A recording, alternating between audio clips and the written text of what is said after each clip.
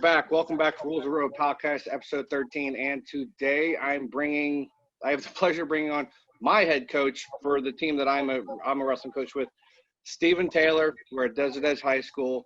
And I've had a couple, people ask, like, hey, when are you going to get Coach Taylor? When are you going to get Coach Taylor?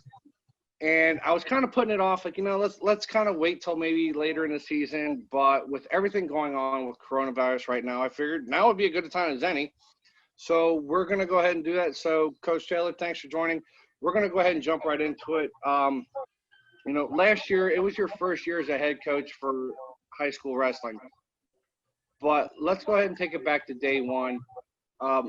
What made you want to be a wrestler when you were younger? I was actually a football player. I love football. Everything was football to me. But one of my football coaches was actually the head wrestling coach, and I went to Millennium High School. So I was turning in my pads at the end of the season, and my coach, his name was Andy Deloney, and he's like, "You ever wrestled before?" I was like, Nah, I've never done that. I don't even know what it is."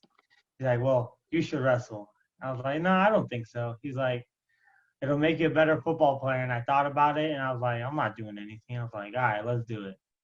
So that's pretty much how it started. What grade were you when he did this? Oh, freshman. Okay. Freshman football, yeah.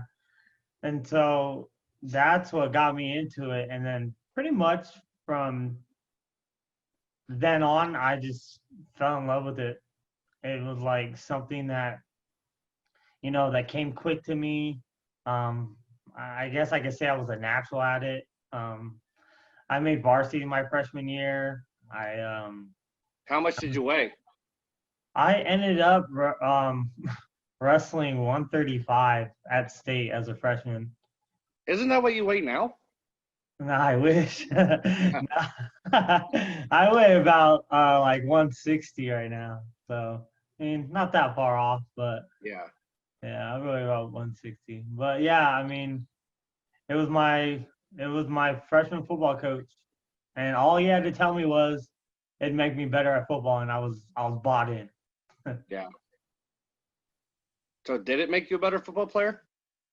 I mean, yeah. I mean, if you think about what football is, yeah, you can transfer everything you learn on the mat onto the football field. Footwork, body control, hand fighting, lowering your level, all the things they preach about in football is pretty much what we preach about in wrestling. We hand fight. We want to be the lowest. The lowest person wins. Yeah. Footwork, everything that I just said, a wrestling coach would say and a football coach would say. And a lot of people don't understand that, but I think that once a football player understands that, he want to wrestle. Yeah. I mean, it is what it is, but I think they're both great in each other, Yeah. And that's why I did it, yeah. Yeah, okay. So now let's jump to present day. Now, you've spent several years as an assistant, and that's actually where I met you was several years ago. Yeah. I actually remember that, that summer where you were helping my oldest son, and you were like, I think I remember you, but it was kind of weird, like how much I remembered, and you're like, I totally forgot I did that. So the time you burnt your hand when you were working at Chipotle. But I digress. I don't remember that. Yeah, I mean, so you spent several years as an assistant, and last year was your first year as a head coach. What made you want to take that transition from an athlete to an assistant and then on to a head coach? To be honest, I would not be where I am today if it wasn't for wrestling. Wrestling changed my life. And it was through my coach. I didn't have a plan after high school. I didn't have a plan for anything. I just know I love to play sports. I love to compete. And he was the reason why I actually went to college. He was kind of that father figure that I never had. So him and the sport really changed my life in that Yeah. aspect. And and like looking at what it did for me and what my coach did for me and what the sport did for me, I wanted to give that back in the same way that those things did for me. Like Yeah. again, like I don't know where I'd be if it wasn't for this sport and for my coach. So I want to be that. I want to be that difference. I want to be that um that role model for as many people as I can. So um as an assistant coach, I mean I loved it. I stopped competing after my freshman year of college. I wrestled for a D3 school in Wisconsin, and after my freshman year, I came back home to wrestle for GCU, but that didn't work out. And that right after that didn't work out, I went back to my high school and I volunteered as a volunteer coach. Yeah. And then one day the head coach was like, he was a new head coach. He's like, "Hey, how'd you like make some money? Helping the boys out?" And I was like, "For sure." And then ever since that day on, I've been paid to do what I love, and that's help Yeah. mold these kids into bigger and better things. I mean, not just on the mat, but off the mat. Yeah. So now that you've kind of like gone grassroots from athlete to assistant to head coach, what is your philosophy as a head coach? Like someone say, what are you about? What would be your answer to that? I wanna do, like, me personally, like I was an assistant for 7 years. Like, not everything was about me.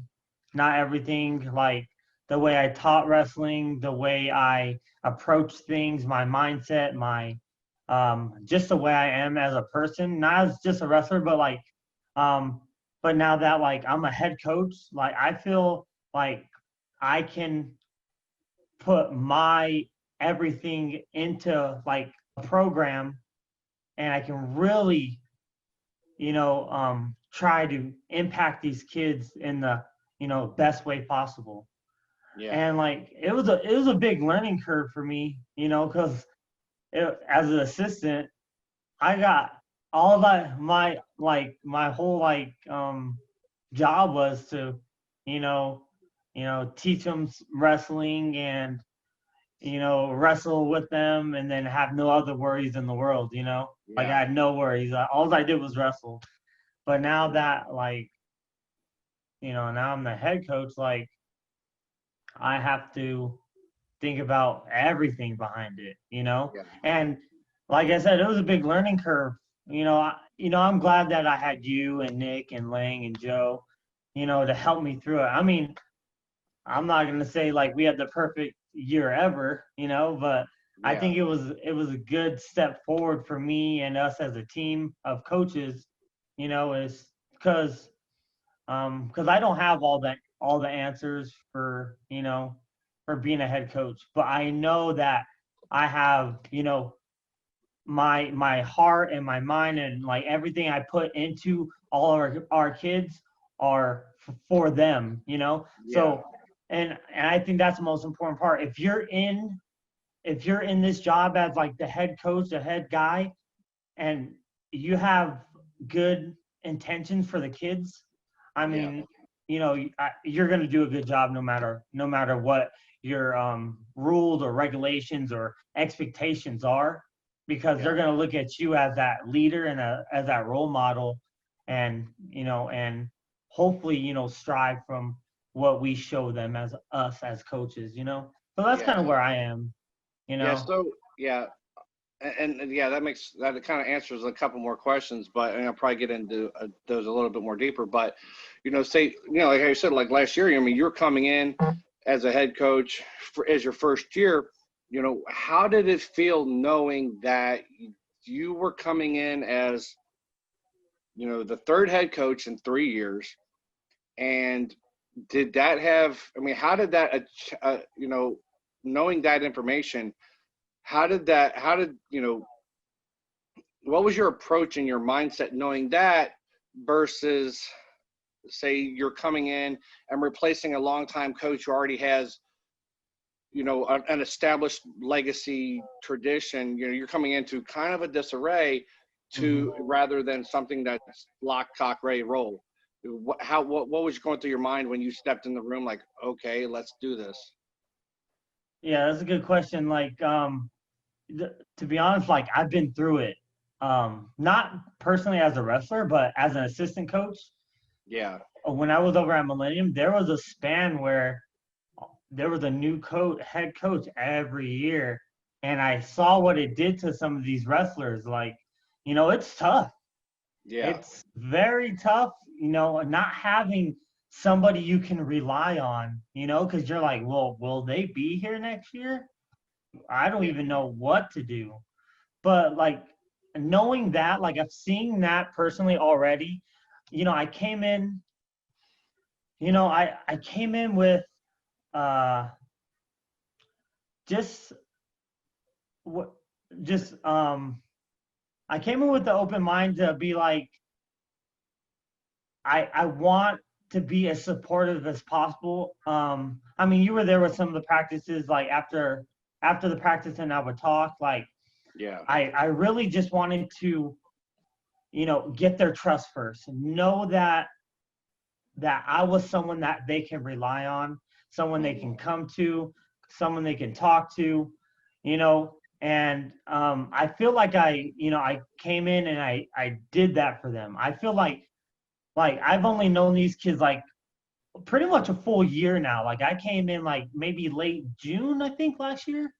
It was, yeah, it was a little bit. Yeah, it was kind of midsummer. Yeah. Yeah, so like midsummer. So some of these kids I've only known for a year, but like I honestly feel like me and like every single person on my team, we have some sort of bond already, even though I've only been here a short amount of time. And I think that goes a long way, and like I love being at Desert Edge. I love the kids we have, and I feel now that they know I'm coming back, that like we can really create a culture that we can go on for years and years to come. Yeah.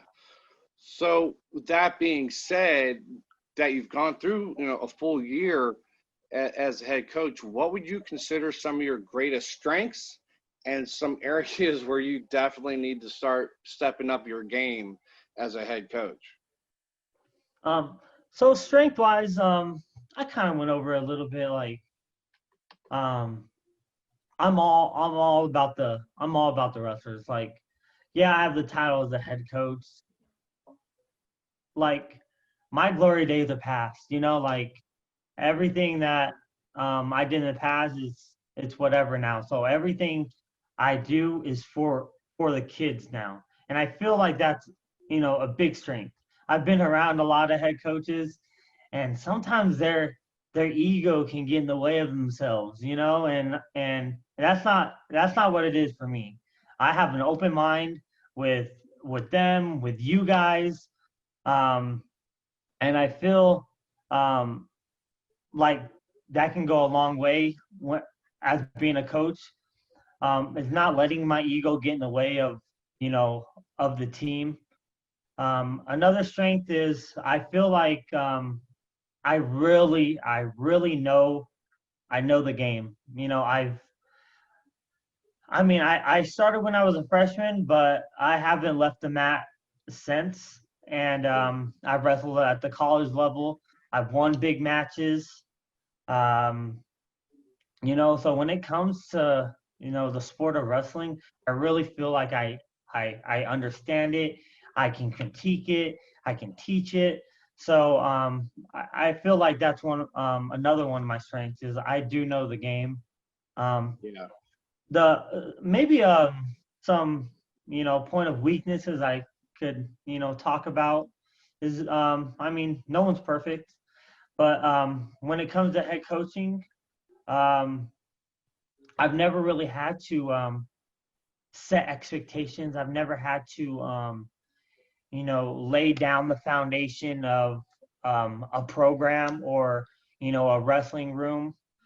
Um, so I feel like if I can really come together with you and our other coaches and lay that foundation of what our team should look like and um, you know um, and like set those expectations and like the ground rules of like I don't know, just everything that goes with the sport of wrestling, from the practices to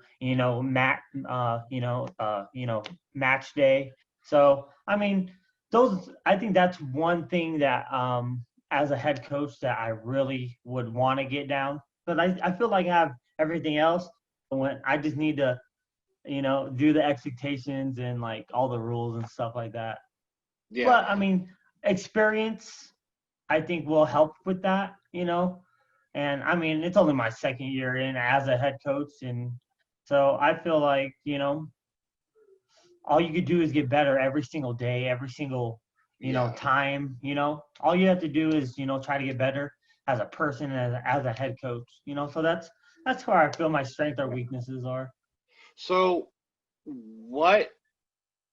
So looking back now we've kind of had some conversations about this, but on record, what would be some things that you look back at last year and go, okay, we did this and I want to move forward, doing, setting this set of rules, this set of expectations, this level of standard.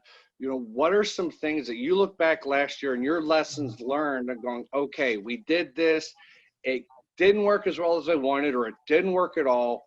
This is what we're going to do from now. What are some lessons learned that you've taken and you plan on moving forward with?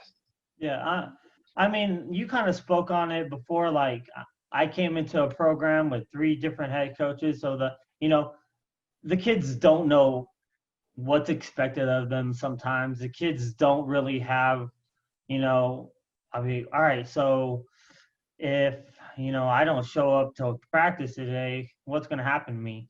Probably nothing, because no one's really laid any rules or anything I should follow. And that's how I did. I mean, I came into this year, um and I was pretty laid back, and I feel and I did that for a reason. And that's because the I didn't these kids didn't grow up with me. Like, they barely know me. This is my first year as a head coach. Yeah. And like I said, I wanted to gain their trust. I didn't want to come in bashing and being, one of those head coaches that are like, bam, bam, bam, bam, bam, bam, bam, bam, bam, and because this is how I think. This is the way I think.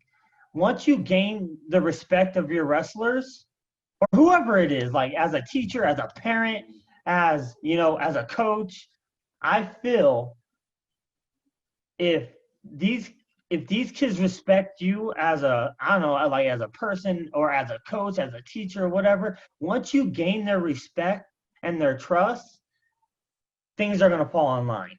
Does that kind of make sense? Yeah, Like, yeah. So like, and that's what I did. So my first year, that was my goal. Now, like you said, what worked, what didn't work. Like, kids, they're going to test you. You know what I mean? Yeah. They're going to test you no matter if they're 18-year-olds or my 2-year-old. They're going to test you and see what they can get away with. And we had some people that tested us last year, and that's okay, because that's what kids are going to do. But that's where I feel I need to work on my expectations and rules in our wrestling room to get them to where, all right, well, you can try to test us, but look, this is what we talked about. These are my expectations, as Desert Edge Wrestling, and you're going to follow follow these rules that we put forth in front of you, and we're just gonna go from there. I feel we're gonna really crack down on that type of stuff this year, and I think it'll be a lot different from last year compared to this year. Yeah. And that's something that I guess as long as each coach can sit back, and it's kind of like I like to refer to it as film for coaches. You have to sit back. I mean, I do it in my job with engineering and construction. We have to look back, what went right, what went wrong, and how are we going to fix it. And that's something. If you, I look at it and like if a coach or in anything in any walk of life, if you don't do that, you're just going to repeat the same stuff over and over. Now, Exactly. speaking about repeating stuff over and over, the whole world is now faced with this coronavirus. I know we've talked about it a lot, and I kind of talked about it with some other coaches as well. You know, the entire state of Arizona is on this pretty much the same playing field. Practices are shut down. Not a lot of teams are actually, very little teams are doing anything at all. You know, how has the coronavirus and how we have to adapt to it change your methodology when it comes to your style of coaching, given all these limited contact rules, or we're just shut down in general? I mean, this is a tough question, because no one's ever been in this situation. No head coach. Mm, So, we're the first coaching staff, in history to have to go through this. So it's kind of hard to take in. We did open up for a little bit. Um, I think it was like 3 weeks where, I was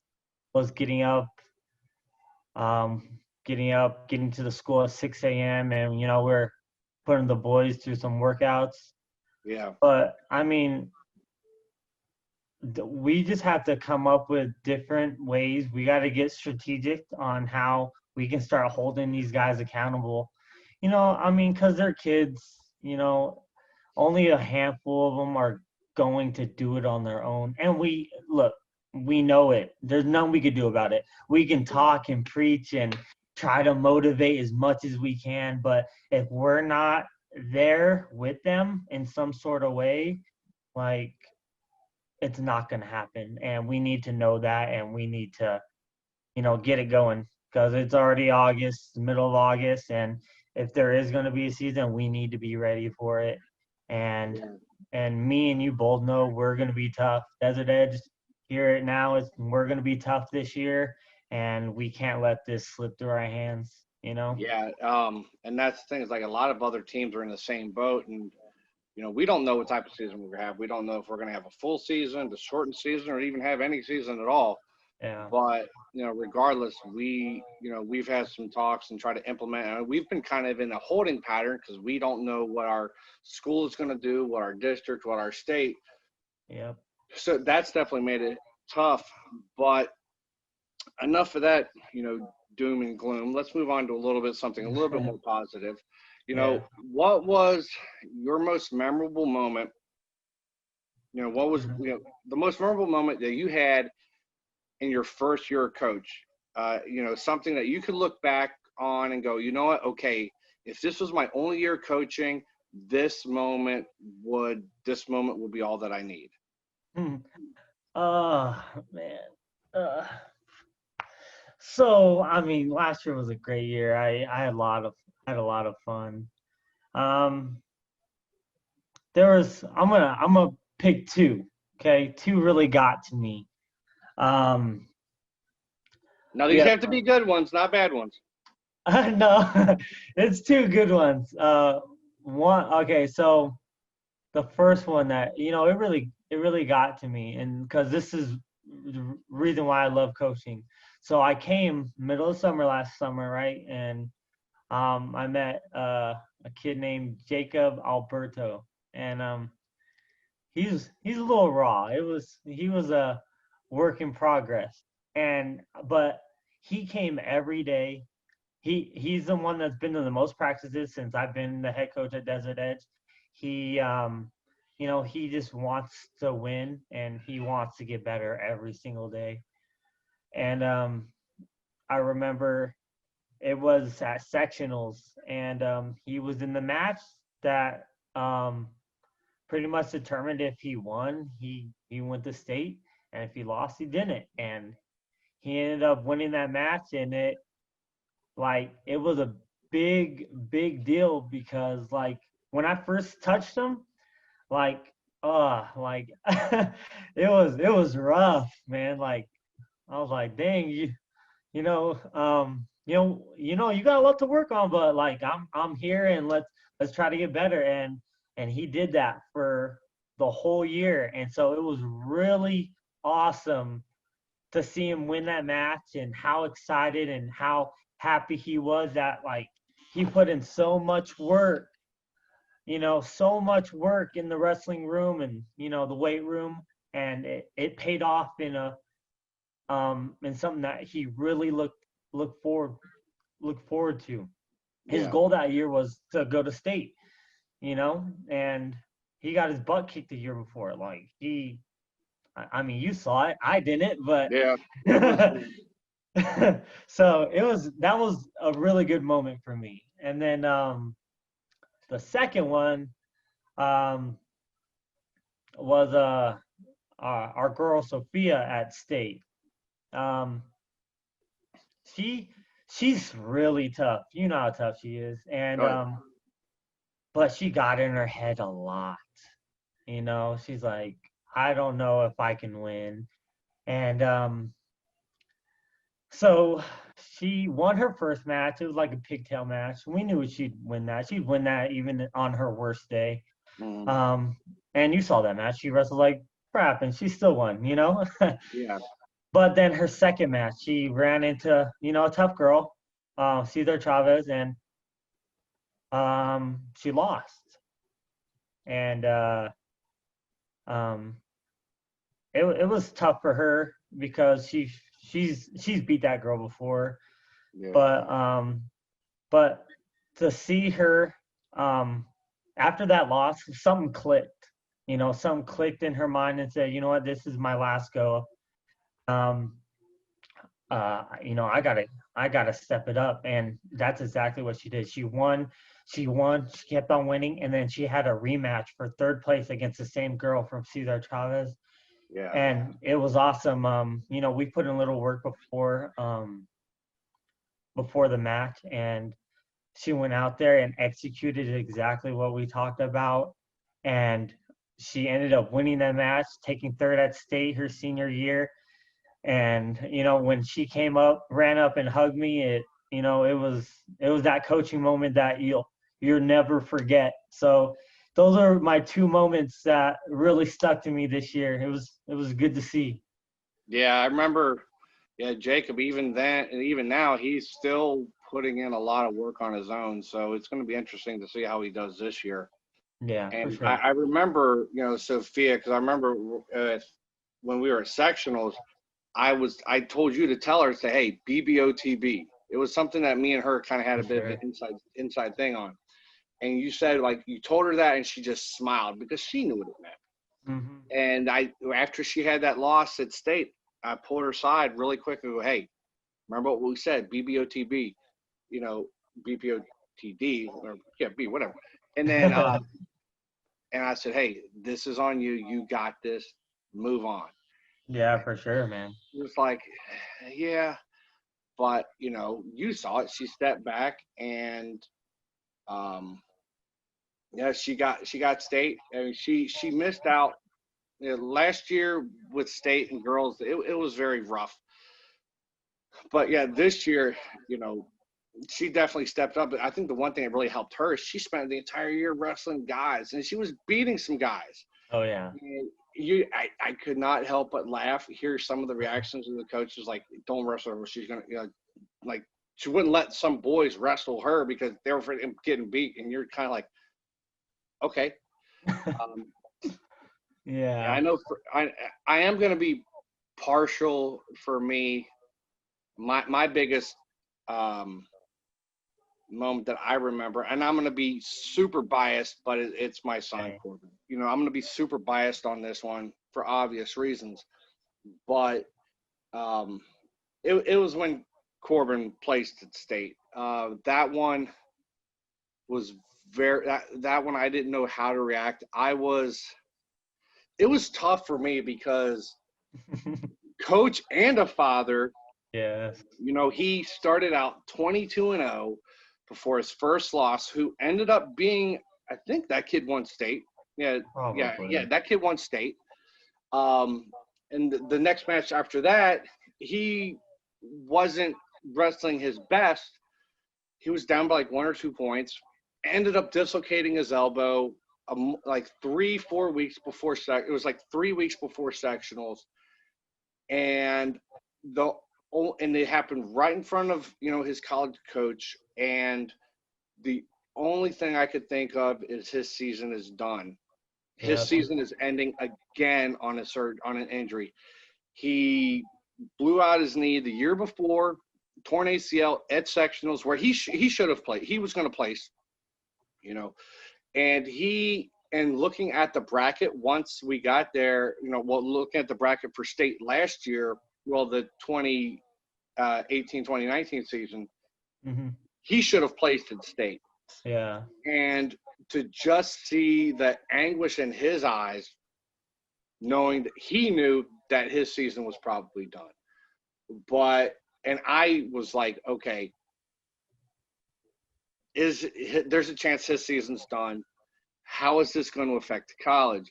How is this going to affect, at first it was like, how is his elbow? What's the injury we're talking about? Right. Is it dislocated? Is anything torn? How is this going to affect his life?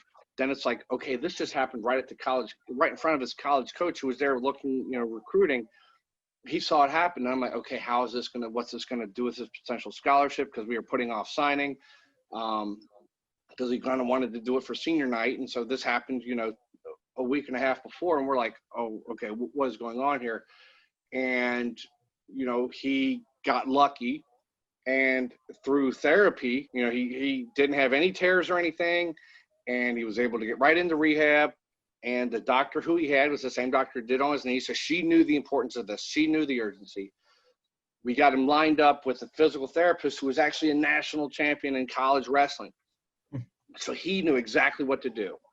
Yeah. And I had, a friend help with some other therapies as well. And by the grace of God or whatever, she cleared him 3 days before wrestling, and the smile and energy on your face and everyone in the room just went up a notch when they saw him cleared, practicing in shoes. Yeah, he had his brace on, but just practicing 3 days before, 3 days before sections. I know you had a step in your, you had some pep in your step, or whatever nerdy people say. But, now it's like, okay, now we got to see him in action. He's like, I feel good. But I know he was kind of saying that self to him. So, not so much worry me, but to kind of, keep his mind in check. And then, ends up qualifying in state. He ends up qualifying for state, but it's, in that finals match, he hurt his elbow against a kid. And the kid was going for his elbow. Yeah. I know that because I heard it after the match as I was walking. I don't think he saw me, but I overheard him say it. Yeah. But I mean, that's wrestling. Those things happen. If you're going to exploit it, you're going to exploit an injury. So I'm not mad. I wasn't mad at all. I'm like, oh, that's what's going to happen. You walk out there with an elbow brace, someone's going after it. Sure. And then so we're like, okay, his elbow's hurt, but saw the trainer, talked to the doctor, everything was cool. She said, hey, just keep doing what you're doing. So the next week, go down to state. First match, pops his elbow. And I'm standing right there. I could see it. He's just like, it popped, it hurt so bad. And I look at the ref and I'm like, I just asked him, how much time we have left? He was like, well, it says right there on the clock, you have 1.5 minutes. I said, no, how much injury time? And I told the ref, I said, here's the deal. I am milking every second of this injury time. That's what we're going to, I told him, this is what we're going to do. You got a minute and a half. We're going to milk all this injury time, get you a little bit of time, and then you're going to wrestle one-armed. You're going to wrestle with one arm, and you're gonna win this match. So you're already up, but you're gonna win. And he ended up getting like a takedown and a couple other points with one arm, and he ended up solidifying that match. Got him taped up, ready to go. And looking at the bracket, it's like it's a state competition. You're gonna face some tough kids, but luckily, it's kind of funny, it came down to, all right, you're in the medal match. Guess who you're going against? You're going against the kid that beat you at sectionals. And he had it in his mind. I mean, he came out with a different set of fire. He was feeling better. Ended up losing that match. Kid tried to exploit that elbow again, and he was a little bit smaller.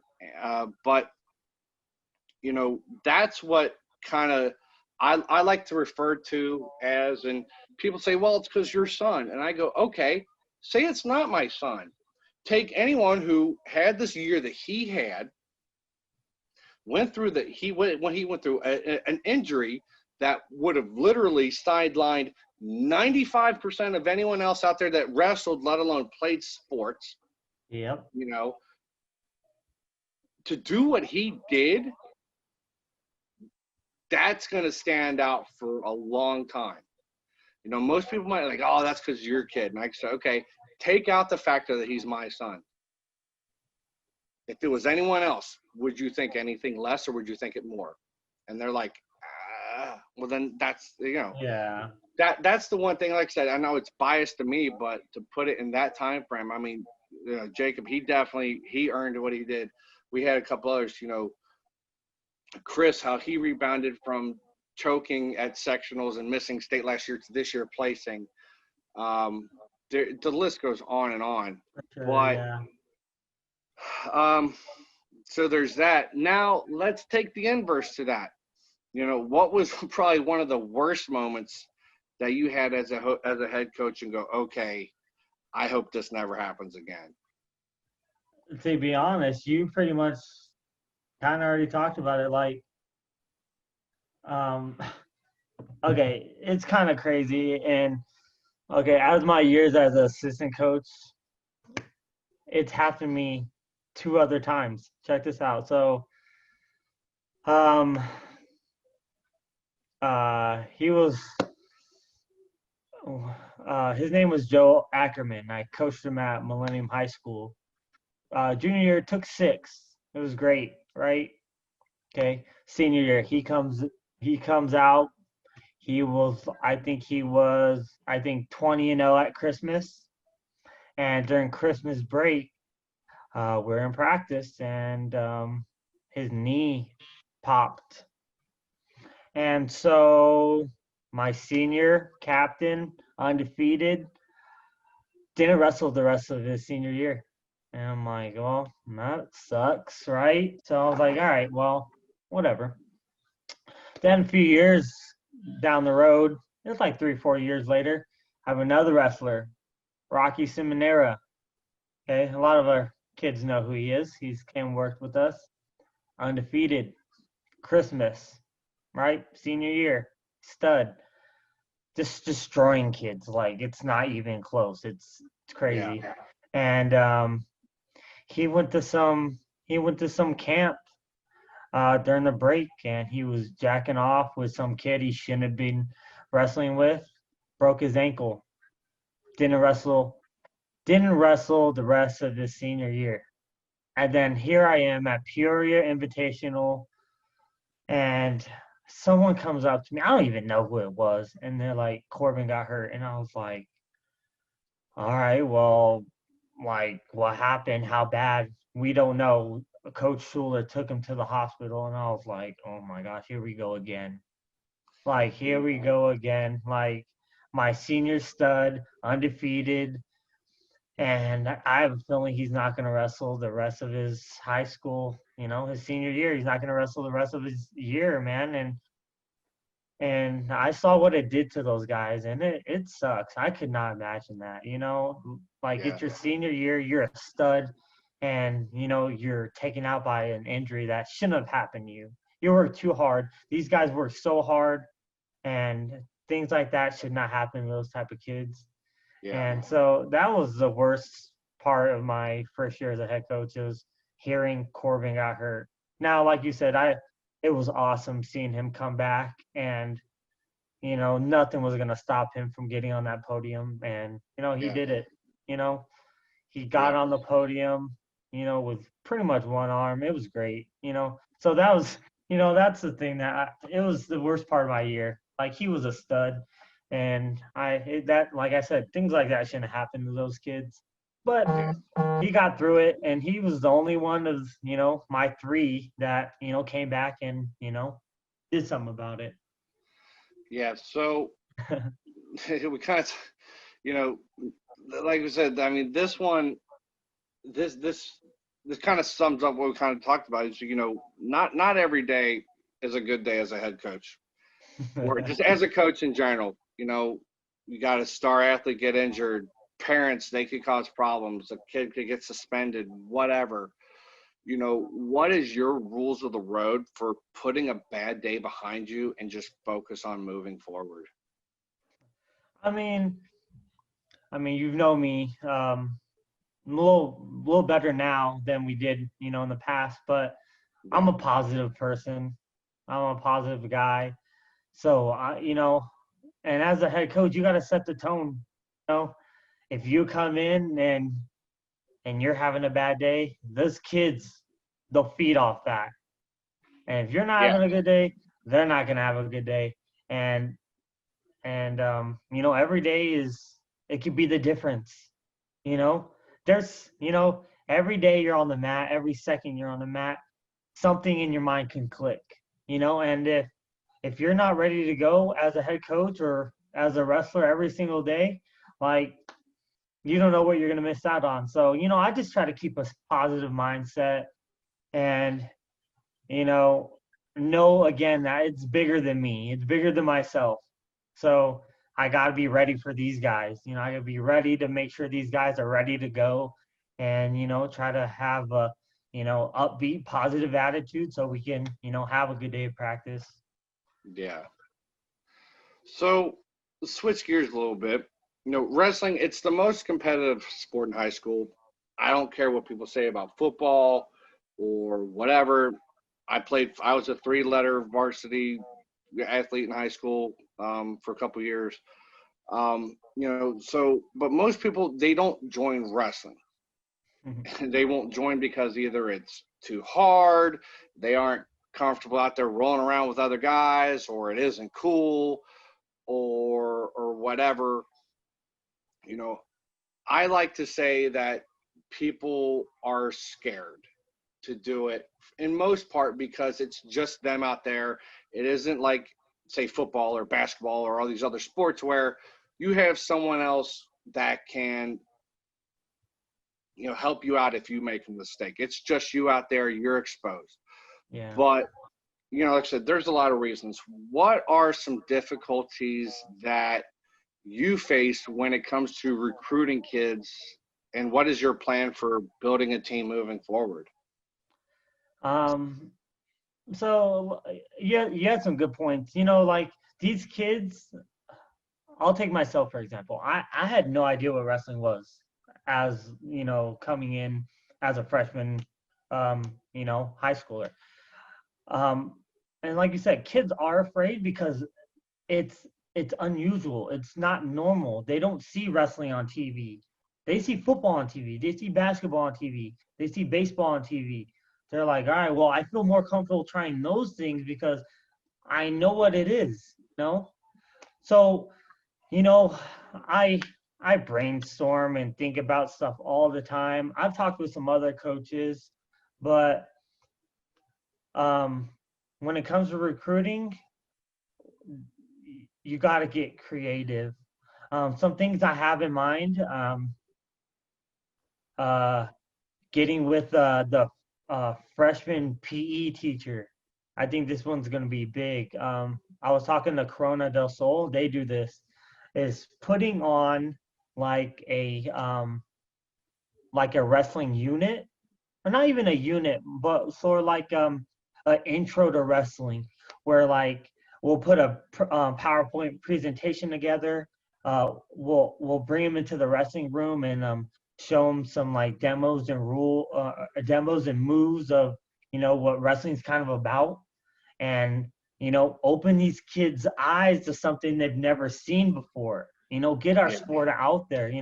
I find that it's going to be big for us. I tried it last year, but either I got the wrong numbers of the PE teachers, or they're like, no, I'm not going to do that. You know what I mean? Yeah.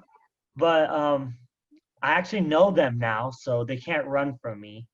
So I'm going to talk to them about that this year, getting that put together. Yeah. Also, one of the new freshman coaches, I actually know him in like, I guess, real life. He's a friend. And this is for football, right? Yes, a football coach. This is a friend of one of my friends, I guess, boyfriend or baby daddy, whatever. He actually just got hired, and he wrestled in high school. So I feel he can maybe help us on that recruitment type thing. Yeah. And then also I've talked to Marcus Carter. He's one of the new head football coaches. Yeah. And he actually coached at South Mountain, where he came from. Mm-hmm. So, he loves wrestling. So, I mean, if we as Desert Edge can come together as a football and a wrestling team, come together and, help each other out, we can grow our numbers probably like double from what it was last year. Yeah. So that's what I have in mind. Yeah, and that's one thing. I was in a webinar conference, and that's one thing that Chris Bono, who's now the head coach over Wisconsin, he had said that all the other teams, they kind of need to support each other, and that's what's going to help grow it. Now, I know, and we both know, this high school we're at, it's a football first high school. For sure. Rightly so. They've had a lot of success. Mm-hmm. Okay, but the wrestling team in years past has had a lot of success as well. And so, it's try to get back to seeing some of that success. Now, granted, different kids, different coaches. This was years ago. Yeah. But it's to build, your own style, your own brand. And that's the one thing is, a lot of people are saying, oh, well, they'll say, oh, that's gay. I don't want to do that or whatever. Like, I'm not going to get in there. But there's times you can get kids in there and they're like, all right, cool. That's hey, this cool. is actually true. This is like, okay. You're like, I can actually fight. Well, no, not necessarily, but it's about as what you're going to get close legally. And it's kind of like one of those things like you can try to explain how wrestling is going to benefit them in life. And most of them are like, they got the blinders on. They're like, yeah, I don't want to go out there and roll around with another dude. We're like, hey, do you play football? Yeah. Take away the pads. It's the same thing, buddy. Yeah. Oh, well, no, that's okay. Yeah. Stuff like that. But a lot of the lessons that wrestling teaches you in life, they don't learn until they're already in it. Yeah. And that's the one thing that I try to like point on to kids and and some of them are like, okay. Now talking to parents, that definitely helps as well. But so we're talking about recruiting, what are some of the more ideal qualities that you're looking for in a potential wrestler? So this no one, I mean, this is how I think is anybody, I'm looking for anybody who wants to dedicate themselves to something that they're not comfortable with. You give me, you give us any average Joe, and we can teach them how to wrestle. So to be honest, I'm welcoming anybody. If you've never played a sport before, come out for us. We don't cut anybody. if you're just looking to be part of something, come join us. Yeah. If you want to be a better football player, come join us. You want to be a better baseball player, come join us. If you're looking to get in better shape, come join us. Like there's so many reasons why you should want to wrestle. If you're not doing anything in the winter, why not come and try it? Just try it out. Yeah. And I'm telling you, like once I stepped foot on a mat, I never left it. I love football so much. And once I got a taste of this, I never left. Yeah. I'm so competitive, and everything was on me. If I lost, it was on me. If I won, it was on me, and I love that. And I feel there's a lot of people are like that out there, but they just don't know what wrestling is. Yeah. Yeah, and that's the one thing that I try to, when I'm talking to kids, we can give them the whole spiel, but it's like, hey, do you want to find out what you're made of? I said, because it's just you out there. Wrestling, I tell them, say, wrestling teaches you more about life than anything else. Big I said, time. I tell them, I said, it's just you. It exposes what type of person you are. You know, if you lose because you're not being accountable and you're not working hard and you're not, you know, being dedicated or even obsessed in some levels, Hey, it's for going real. to show. Now, if you are putting in the work and you're putting in all this extra effort, it's going to show there as well. Like how you mentioned with Jacob, he Um, had a really rough season the year before, but then this year you saw the work that he was putting in, and he did end up qualifying for state. He was one of those kids at the beginning of the season. It's like I don't know. I mean, kind of on the fence. Like he's got to have a good season to kind of And at the time coming on, you're like, okay, he's getting better. He's getting better. Let's work on a couple things here and there. And he did. He ended up yeah. qualifying for state. Now, state didn't go very well for him, No. but he has that experience that's going to drive him. And I'm seeing that he's putting in that work in the off season he wants to get back on that podium because he has that taste. And I know that we took a couple of kids who didn't qualify for state and they got, beat out at sectionals. You could tell there were some kids that it burned that they had to sit there in the stands and they weren't out there on the mat. Yep. And that's the one thing I always say is wrestling it exposes you good or bad. That's a There's good point. nothing to there could be some yeah, it's just like any other sport. There's an official, there's a referee. Could they blow a call? Yes, it happens. They're human. In high school wrestling, for Arizona, there's no instant replay. You can't throw the challenge brick like you can in college or USA Wrestling, Olympics, whatever. So you're at the mercy of that person and their whistle. Yeah. And most of the time they don't go back on their decision. So, but tell them, say, you got to put that behind you. If it's like you can't control that, but you can control the events that lead up to it and the events and how you react afterwards. Exactly. If you get a bad call and you're down by 3 points and you've got 45 seconds left, well, guess what?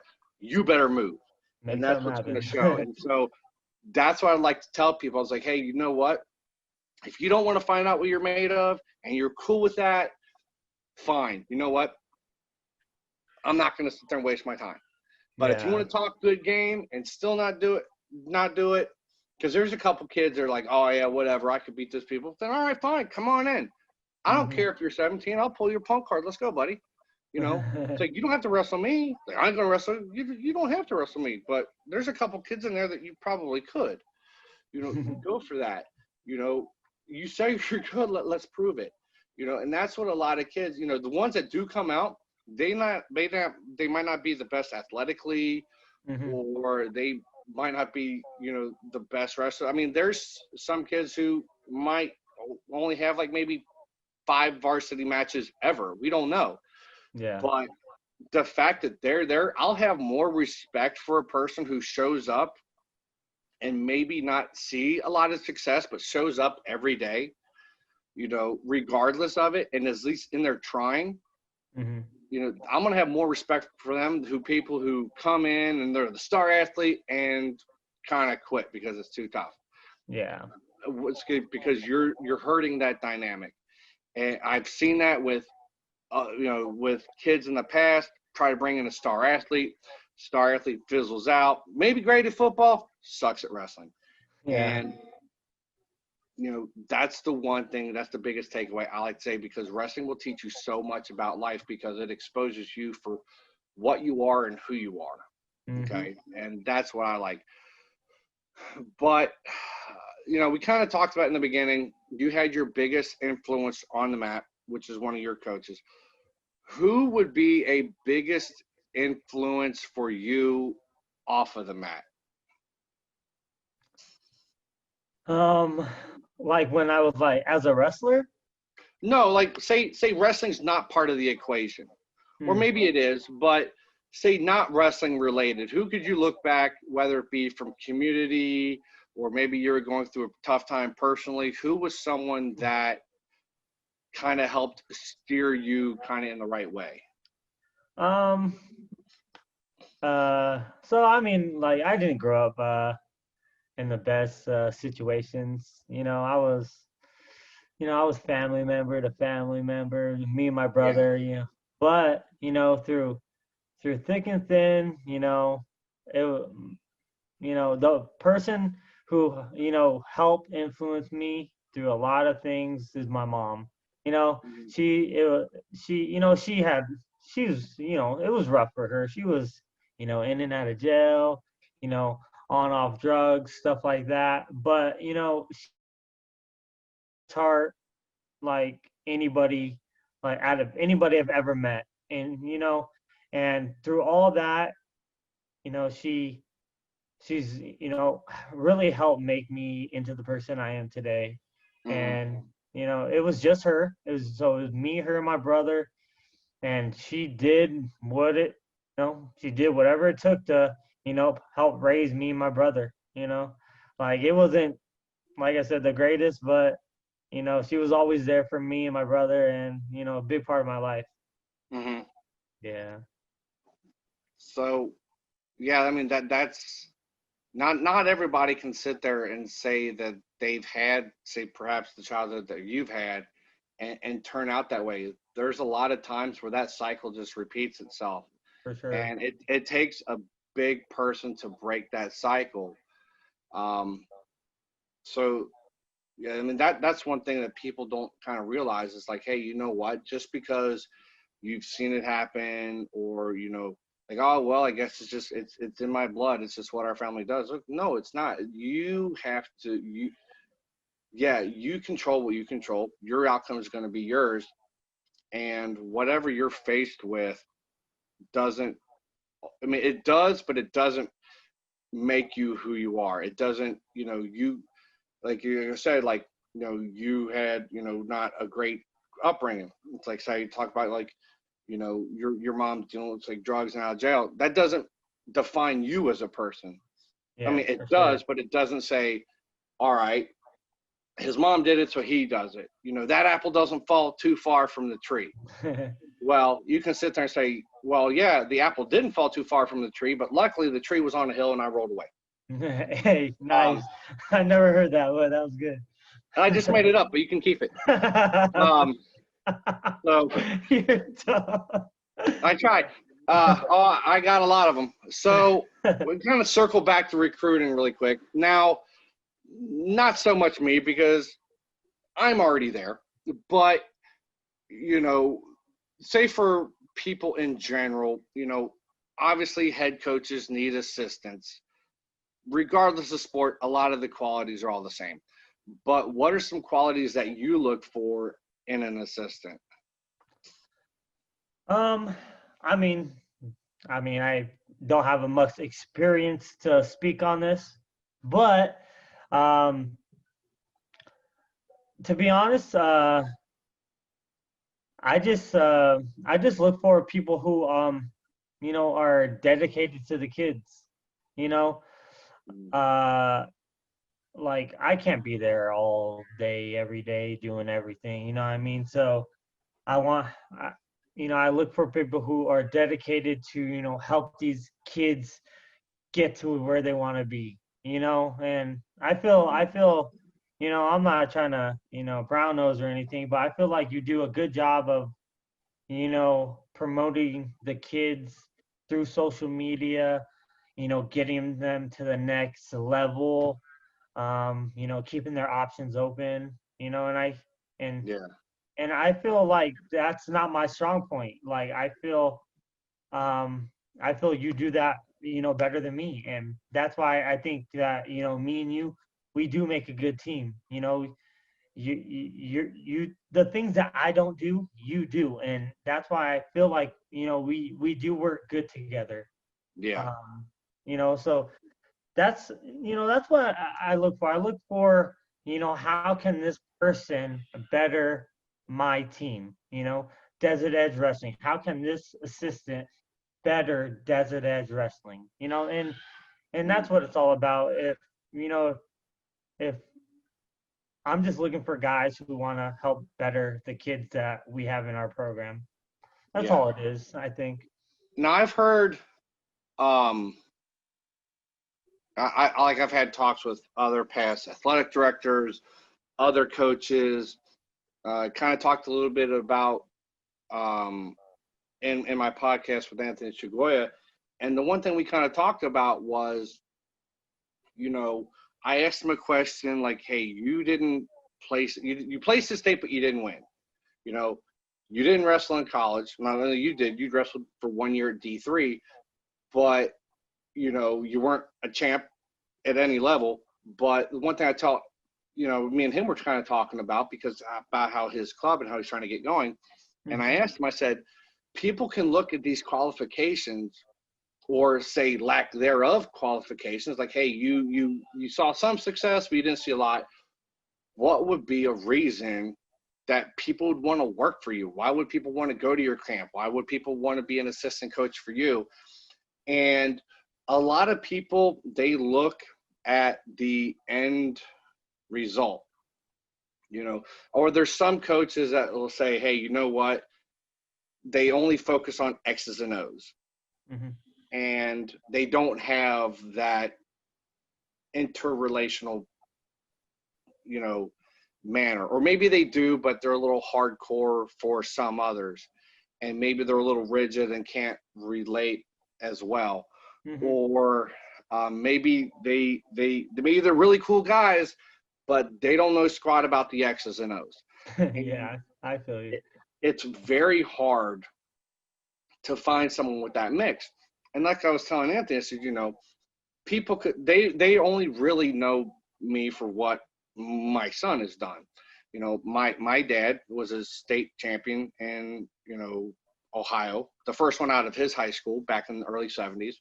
Nice. He wrestled at University of Cincinnati until they disbanded their program in the mid 70s. I actually had a lot of success in Taekwondo, Judo, black belt on those levels.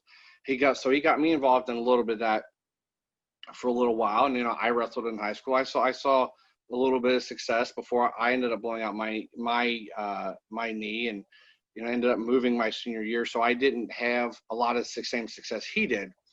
But then we kind of talk about my son, who, he's seeing success and he's going to wrestle in college. So I'm kind of like in this success sandwich but I don't have that success. I'm bookended by success. I might not be that success story. Mhm. But that doesn't take away the fact that I grew up doing it. I've been a part of this sport, and I'm still continually learning, always trying to grow with the X's and O's. And then also, being a parent for those first couple of years, Mhm. I've, been able to kind of form some of that relationship with, say, some parents and some other kids as well. And so that's what a lot of people, they have to take a look at and go, okay, where can you find a sweet spot? And for some people, you don't have, like you said, there's some people that might just only be good at a one certain thing or two certain things, and they might not have a fuller spectrum what to offer. And that's what the one thing I've always found is you have to find, like you had mentioned, you have to find people that do what you're like, can fill those voids of what maybe you're not good at or complement what you are good at. You know, like my style of wrestling is different than yours in some regards, but at the end of the day, we can look at a match, look at some film, okay, do this, and we're going to see success. And that's the one thing, like I've known as coaches, they're like, hey, this is my style. This is how we're going to run it. Boom, boom, boom, boom, boom. Mm-hmm. And they try to run just that style. But at the same time with wrestling, everyone has their own style. Now, yeah, sure, each kids need to have their own, there needs to be some sort of identity. But at the end of the day, wrestling is such a dynamic sport. You need to be able to adjust on the fly at a moment's notice, or else it could be a matter of losing. Mm-hmm. And that's the one thing that I know, like, say, if I ever become a head coach, that's definitely what I'm going to look for. Will I be? I don't know, maybe.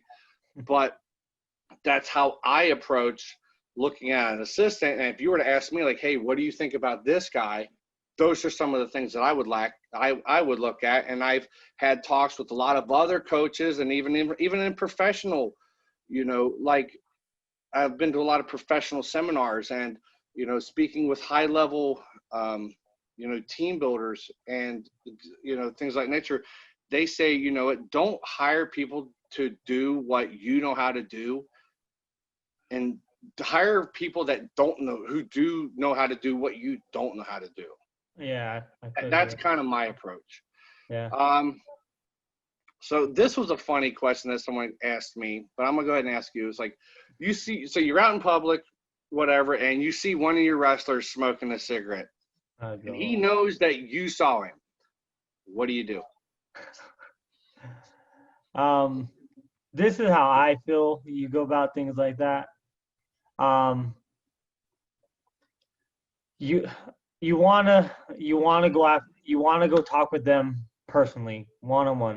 Don't skip, don't go to parents, don't go to, you know, higher ups, which is like, the AD, principal, whatever. Yeah. I feel, like I said, the respect thing. I feel like I do have the respect of my wrestlers. So if I did see one of my wrestlers doing something like that, I would sit them down one-on-one and kind of dig deep on, what's going on there and get their, frame of thinking and kind of go from there, to be honest. Yeah. And I mean, smoking a cigarette, there could be a lot, more problems than that.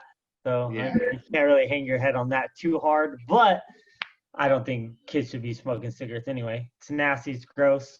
Why do it? Yeah. But I feel a one-on-one is a good way to approach it. Yeah. As a wrestler, what was your go-to cheat meal when you had? Oh gosh. Yeah. Like, say, hey, you know what? You got 2 breaks, or say it's after state, season's done. Okay, 1, we'll break this down. 1, what's your favorite go-to cheat meal? And 2, all bets are off. You can eat whatever you want. What is that meal as well? I got a big sweet tooth. It's not even a meal. So I remember wrestling, I would always crave donuts and chocolate milk. I don't know why. I had to have a donut and chocolate milk. If I was sitting good on weight, I'd be like, hey mom, go get us some chocolate milk. So chocolate milk and donuts got to me big when I was wrestling. Mm-hmm. I couldn't avoid it. I'd run to eat it. I don't care. Yeah. I don't know. And then I don't know, after state, I don't know. My junior year, I got hurt at state my junior year, and I went straight to McDonald's when my mom picked me up. Yeah. I cried and ate McDonald's because I was sad. Yeah. But all right. Well, we've actually gone over a little over an hour. So let's go ahead. Where can people find more information about you, about the team that you run? Where can people find some of that information? Well, my name's Steven Taylor, and I'm the head coach of Desert Edge Wrestling. So you can find me on um, the Desert Edge website. We do have social media that David actually runs for us. We're on Instagram, Facebook. So it's David. What is it? It's Desert Edge Wrestling. Yeah, desert_edge_wrestling for the Instagram, and then just Desert Edge Wrestling for Facebook. Yeah, let's say I do moderate those, but if you need to get a hold of Coach Taylor, I'll definitely pass that information along. So with that being said, like I said, we're kind of coming up on time, a little over. Let's go ahead, take 30 seconds or so. If 30 seconds, kind of just close us out with, some parting words, a little bit of philosophy, anything the last, like I said, 30, 45 seconds, it's all yours. Well, first of all, I want to thank you, David, for having me on the podcast. I mean, I think I said a lot of it on what I'm about, how I go about things. I love the sport of wrestling. I love watching the kids compete. I love watching the kids get better. I love watching them grow in front of our eyes. And I love seeing them succeed in life after wrestling. I'm real close with a lot of people that I coach, keeping up with them in their lives and how they're doing. So I'm going to, continue to do what I love to do, and that's coach, young men and women to be not only great wrestlers, but, great people in life. All right. Well, guys, you heard it here first. Steven Taylor, head coach, Desert Edge Wrestling. Thank you very much. Check out the social media. I'll put the links in the description. Steven, thank you very much for your time. I'm sorry, Coach Taylor, thank you very much for your time. I'll talk to you later. Bye. All right.